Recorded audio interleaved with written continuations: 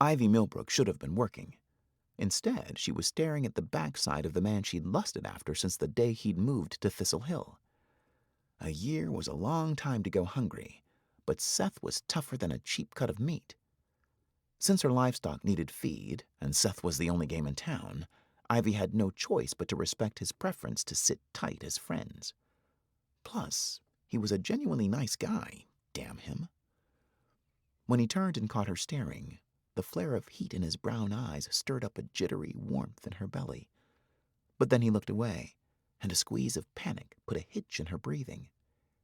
He had something on his mind, something she probably wouldn't want to hear. She squinted up at him as he shifted on the truck bed, surrounded by flecks of dust floating in the afternoon sun, straw rustling beneath his boots. What the heck had happened to the laid-back, naughty camaraderie they usually shared?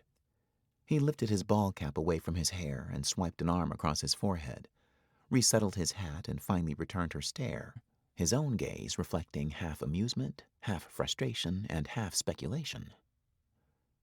She frowned. Wait, that was too many halves. But with all those gorgeous man muscles mere inches from her nose, no one could blame her for not being able to do the math. "Ivy," he said. "Seth?" she drawled, proud of the lack of urgency in her tone. He propped a boot on the nearest hay bale. Despite the green apple crispness of the October day, he was sweating, and no wonder, considering he'd already unloaded most of her order, and hers was not the first delivery of the day. His long-sleeved cotton shirt clung to impressive pecs, and the deepened rhythm of his breathing had her wishing that she, and not hard labor, had made him pant.